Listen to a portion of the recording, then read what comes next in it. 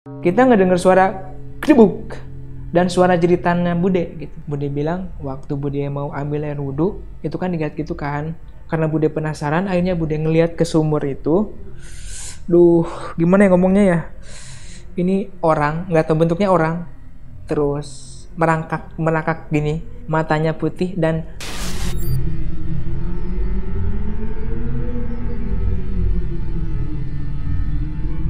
setelah jam 10 atau jam 11 malam kita tidur. Jam 3 kita ngedengar suara geraman campur senandung kayak gini loh. Seingat saya.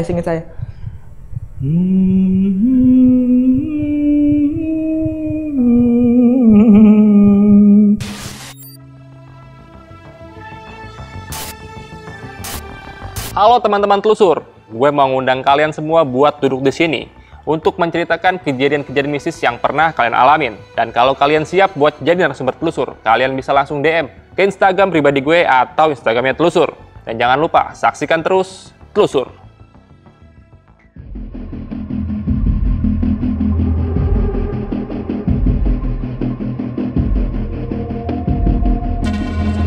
Kalian kebayang nggak sih kalau kalian tinggal di sebuah perkampungan yang sepi di atas pegunungan?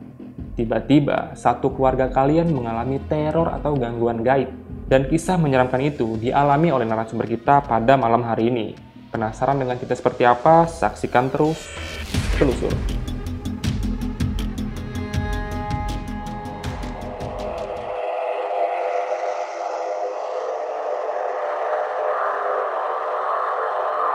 Bang Tommy, Halo, Bang Tommy, gimana nih Bang? Perasaan Bang Tommy setelah mengalami kejadian menyeramkan itu, Bang? Bang, itu amit-amit ya jangan sampai kejadian lagi. Sampai sekarang pun saya masih teringat dan trauma Bang itu. Pokoknya paling hancur. Dan horornya itu menurut saya itu benar-benar brutal gitu Bang.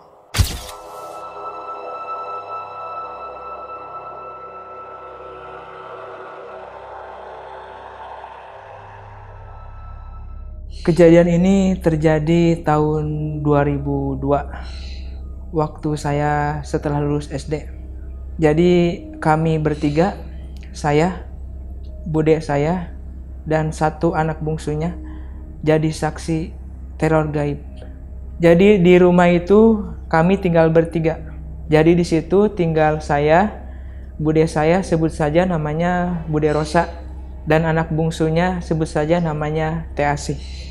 Kampung bude saya itu ada di pegunungan dataran tinggi. Kampung itu dikelilingi dengan sawah, terus belakangnya kebun. Jadi begini, ketika kita mau masuk ke rumah bude saya, pertama kita masuk itu ke ruang tamu. Setelah itu depannya itu ada kamar 2 berhadapan. Depannya lagi itu ada ruang tengah atau ruang keluarga. Depannya lagi itu dapur, dan sebelahnya dapur itu ada kamar mandi, dan kamar mandinya itu kita masih manual. Maksudnya manual itu adalah sumur biasa tapi pakai timba, 2 geretan gitu kalau misalkan kita mau mandi atau sebagainya gitu. Suasana di kampung bude saya itu emang disebut pedalaman banget sih. Jadi kalau sudah waktu jam 8 atau jam 9 itu udah sepi banget. Dan rumahnya pun kita tuh berjauhan kayak gini, misalkan ini rumah bude saya, samping rumahnya itu kebun dan lumayan luas juga kebunnya, ada rumah lagi, semua rumah kayak gitu waktu itu zaman 2002.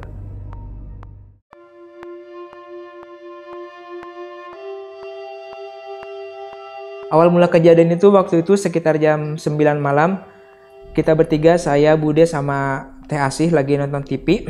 Tiba-tiba dari atas itu kita ngedenger suara kayak benda besar jatuh, kayak puk gitu.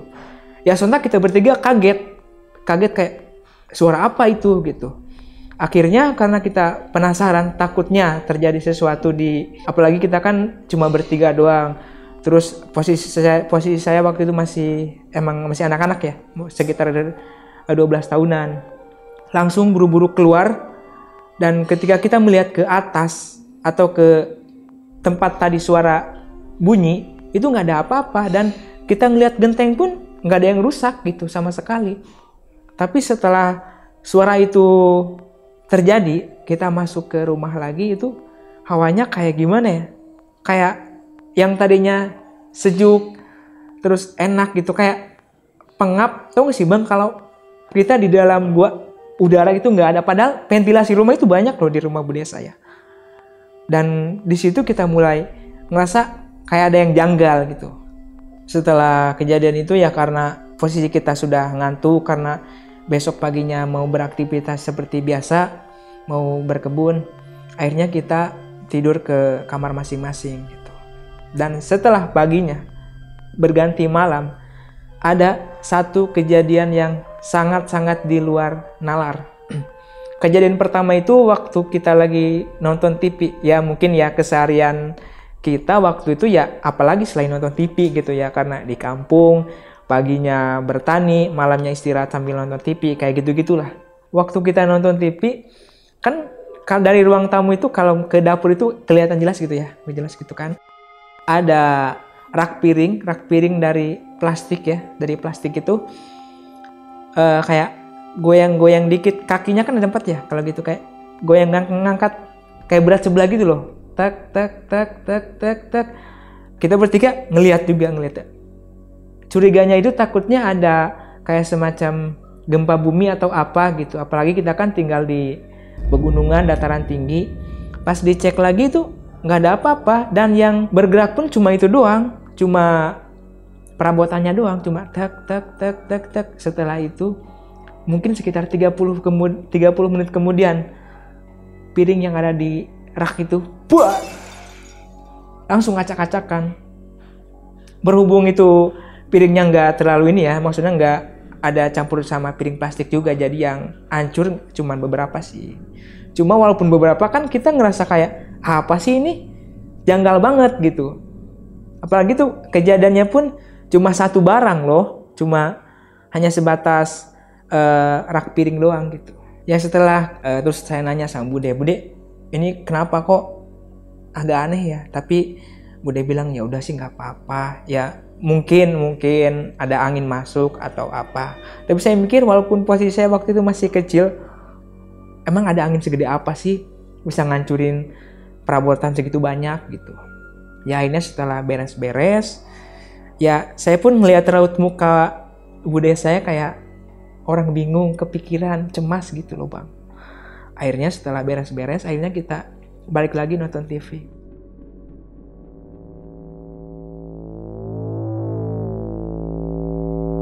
Nah, paginya waktu kita mau berkebun, kita kan aktivitas tiap hari berkebun di kebunnya Bude. Ya walaupun lokasinya nggak jauh sih, kadang di samping rumah, kadang ada beberapa puluh meter lah kebun Bude.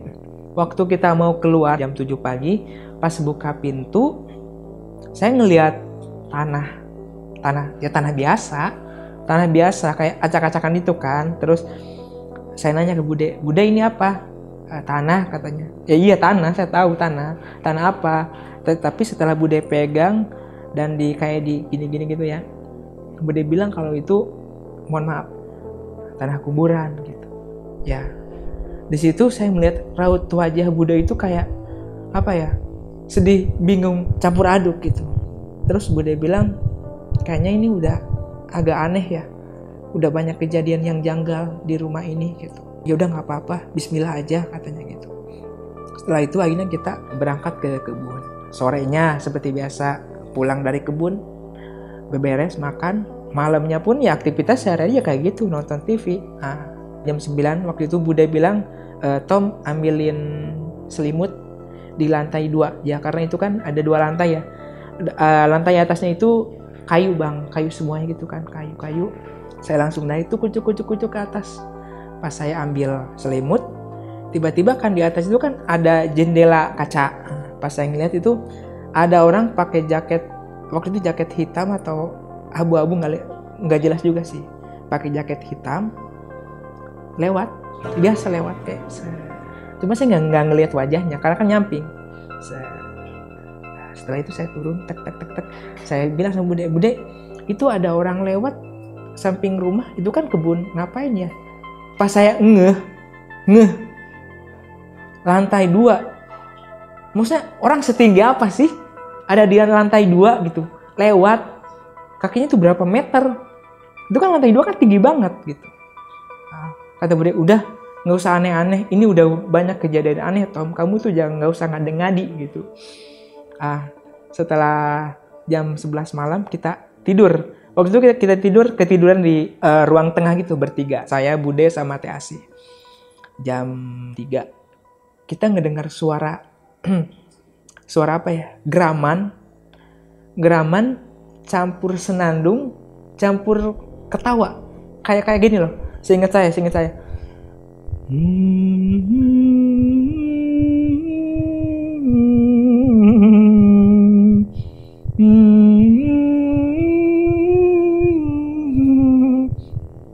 Persis kayak gitu, persis.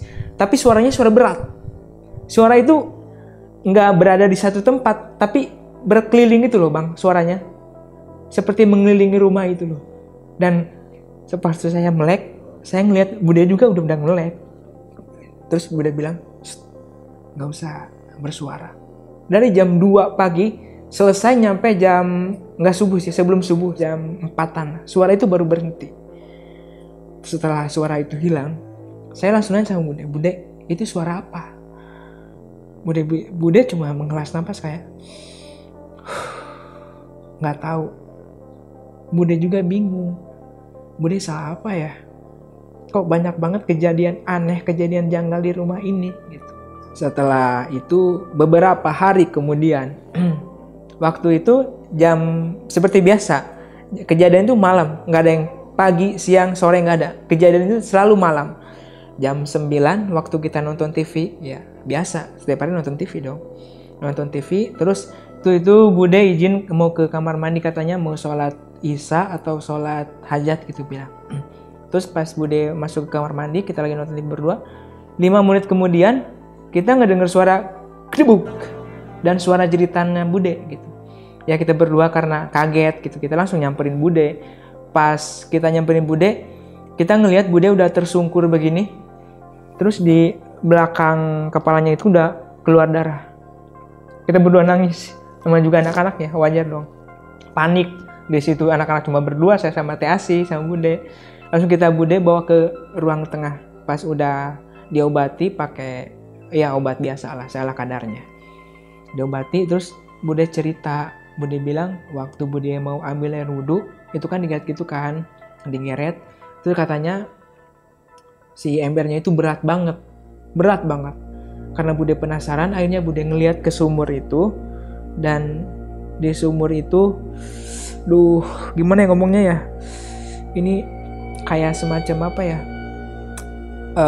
Orang, nggak tahu bentuknya orang, terus merangkak gini, badannya kayak berlendir gitu, matanya putih dan menyeringai ngeliat Bude kayak gini, persis kayak gitu. Dan ketika ngeliat itu ya Bude kaget, langsung ngelompat ke belakang dan kepalanya kejeduk tembok dan keluar darah gitu Bang.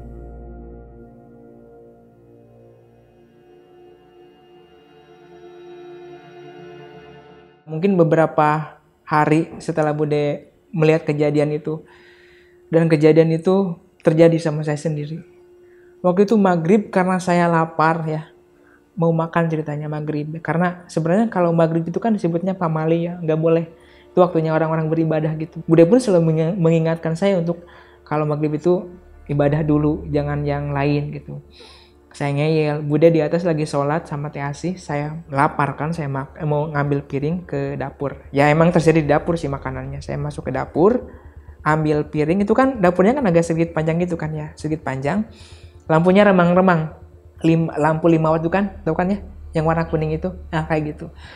Remang-remang, saya ambil piring, pas saya mau ambil nasi, saya nengok ke kanan, saya ngelihat ada sosok hitam bertanduk. Tanduknya itu kayak tanduk apa ya, entah itu kambing atau kerbau gitu, lagi makan sesuatu. Bangkai, bukan bangkai tikus sih, lebih panjang apa ya namanya, musang, mungkin disebut musang kayak gitu, penuh dengan darah, gini-gini. Saya berada di sampingnya loh. Di situ saya langsung lempar piring, saya langsung pingsan. Dan setelah saya sadar, saya ngelihat di samping saya ada Bude sama Teh Asih dan satu lagi ada Kiai. Dan Bude bilang, mohon maaf ya, waktu itu saya kesurupan ngacak-ngacak perabotan di dapur dan semua fasilitas yang ada di rumah. Setelah kejadian itu 2 hari kemudian Bude minta tolong sama Ustadz itu yang ngobatin saya kesurupan, minta tolonglah karena sudah banyak kejadian janggal di rumah Bude gitu. Waktu itu Bude dikasih semacam wapak, tahu wapak bang, kertas putih yang ada huruf Arab gundul warna merah gitu. Itu beberapa lembar diselipkan di sudut rumah dan sisanya diamalkan oleh Bude. Dan alhamdulillahnya seminggu 2 minggu itu nggak ada apa-apa. Tapi 3 minggu kemudian Teh Asih itu padahal dia nggak kena kayak ulat bulu itu, enggak. Tiba-tiba aja seluruh badannya itu merah dan gatal-gatal. Dan setelah dilihat itu timbul benjolan-benjolan besar banget. Dan akhirnya Bude kembali lagi ke si orang pintar itu gitu. Dan kata orang pintar itu kalau Teh Asih itu kena, mohon maaf banget, santet yang disebut kalau di kampung saya itu jebutnya teluh curuluk. Jadi seluruh badan kita itu dibikin gatal dan bentol yang gak nalar, gede banget bentolnya, seperti itu bang. Karena seluruh badan Teh Asih bentol-bentol, di hari itu juga kita bawa Teh Asih ke rumah sakit di daerah saya gitu. Dan akhirnya karena nggak ada apa-apa, kata dokter emang nggak ada apa-apa, cuman gatal-gatal biasa. Akhirnya ya kita bawa lagi Teh Asih ke rumah dan melihat kondisi Teh Asih kayak gitu. Akhirnya 3 hari kemudian Bude sendiri yang berangkat ke, mungkin karena Bude sudah capek dengan masalah yang ada silih berganti datang ke rumah. Akhirnya Bude ke dukun untuk, mungkin karena sudah sakit hati juga ya, karena ada peribahasa putih dibalas putih, hitam dibalas hitam, kayak gitu. Akhirnya 2 hari kemudian dari dukun itu Teh Asih sembuh, alhamdulillahnya sembuh. Dan itulah bang kejadian yang saya alami di tahun 2002. Semoga teman-teman yang nonton jangan sampai mengalami ya. Bang Tommy, iya bang. Ini saya mau nanya nih perihal kejadian yang terjadi sama Bang Tommy dan budenya Bang Tommy ya. Iya. Bang, kalau untuk suara ledakan di atap, itu apa penyebabnya bang? Besok paginya ada tetangga, ya walaupun beberapa meter, tapi dia jadi saksi. Katanya dia bilang kalau pas suara ledakan itu, tetangga saya melihat ada api terbang. Waktu itu saya nggak tahu api apa itu. Tapi kata tetangga saya bilang kalau itu yang disebut zaman sekarang itu banaspati ya. Kayak gitu bang. Jadi suara ledakan yang terjadi waktu saat Bang Tommy dengan Teh Asih dan Bude Eros ini di rumah, ternyata itu yang dilihat oleh tetangga adalah suara dari banaspati yang jatuh. Iya. Begitu? Iya, seperti itu. Dari semua deretan cerita yang terjadi pada keluarga Bang Tommy nih, ini penyebab utamanya apa nih bang? Sampai-sampai banyak banget teror-teror yang terjadi nih bang. Ya mungkin menurut perkiraan Bude, ya mungkin karena waktu itu Teh Asih kan, saya juga mengakui Teh Asih itu wanita yang cantik, putih, bersih. Disebutnya kembang desa gitu. Banyak sekali laki-laki yang tergila-gila mungkin sama Teh Asih. Sampai ada satu pemuda, dia beda kampung, yang ngebet banget sama Teh Asih. Dan di kampungnya si pemuda ini sebut saja namanya Bang Rudi ya. Bang Rudi itu adalah pemuda dan keluarganya terkenal mempunyai ilmu hitam gitu. Terus karena mungkin Bang Rudi ngebet banget sama Teh Asih, dia sama keluarganya datang ke rumah Bude untuk melamar, tujuannya melamar. Tapi karena waktu itu Teh Asih sudah punya pacar, akhirnya Teh Asih menolak. Dan menolaknya pun secara baik-baik, secara halus, nggak ada kata-kata terlontar, kata-kata kasar, nggak ada bang. Teh Asih bilang kalau mohon maaf, saya sudah punya pacar dan tidak bisa menerima lamarannya Bang Rudi gitu. Dan keluarga Bang Rudi pun ya menerima dengan lapang dada gitu, berikut Bang Rudinya pun ya. Tapi ya kita nggak tahu hati orang kayak gimana gitu. Dan setelah kejadian itu beberapa hari kemudian terjadilah hal-hal yang aneh dan di luar nalar yang ada di rumah Bude. Ya contohnya yang pertama itu yang disebut Banaspati itu Bang. Karena sebelumnya itu rumah Bude, kata Bude seumur-umur Bude bikin rumah di itu nyampe 20 tahunan belum pernah terjadi hal-hal yang aneh kayak gitu Bang. Itu baru pertama kalinya loh setelah menolak lamarannya Bang Rudi itu. Dan semua kecurigaan Bude berikut TAC itu memang benar bahwa Bang Rudi adalah orang di balik semua ini. Karena waktu selesai berobat dari dukun, ada temennya TAC. Dia itu sebut saja namanya Bang Rijal ya. Bang Rijal itu deket sama TAC juga, terus deket juga sama Bang Rudi juga. Mungkin karena kasihan lihat TAC kayak gitu, Bang Rijal ngomong sama Bude kalau pelakunya adalah Bang Rudi gitu. Karena ketika Bang Rijal main ke rumahnya Bang Rudi, Bang Rudi ngaku kalau dia penyebab atau pelaku semua kejadian yang meneror rumahnya Bude. Dia bilang gini, kalau gue gak bisa dapetin ASih, maka semua laki-laki yang ada di dunia ini gak boleh dapetin ASih. Akan gue bikin sengsara hidupnya, berikut keluarganya akan gue bikin sengsara juga gitu. Bilang kayak gitu. Bang Rijal bilang kayak gitu karena mungkin udah kasihan ya lihat TAC yang penuh dengan penderitaan di badannya, terus kita diteror tiap malam kayak gitu Bang.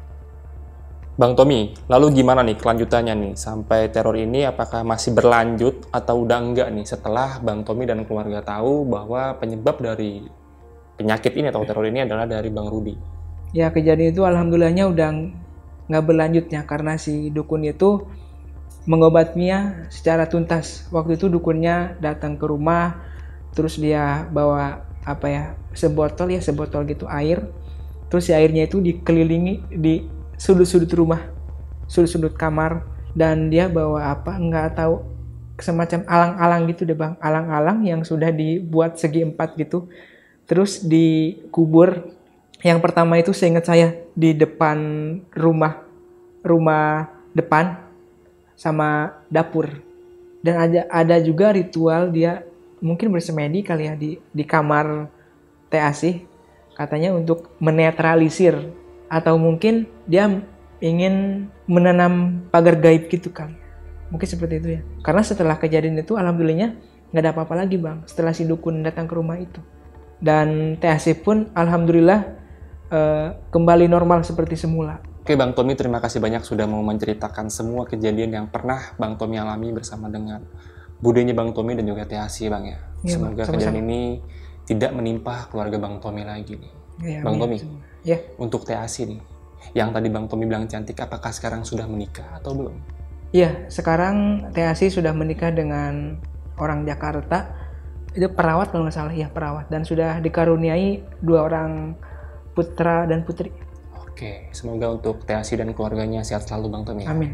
Dan untuk Bang Tommy juga terima kasih banyak udah mau datang kemari. Dan buat kalian teman-teman yang nonton dari awal sampai akhir, jangan lupa untuk saksikan terus telusur karena masih banyak video menarik yang harus kalian tonton. Gue John Arya pamit. Assalamualaikum warahmatullahi wabarakatuh.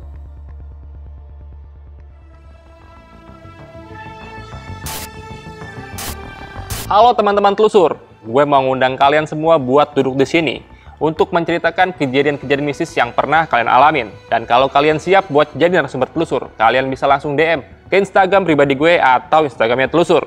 Dan jangan lupa saksikan terus telusur.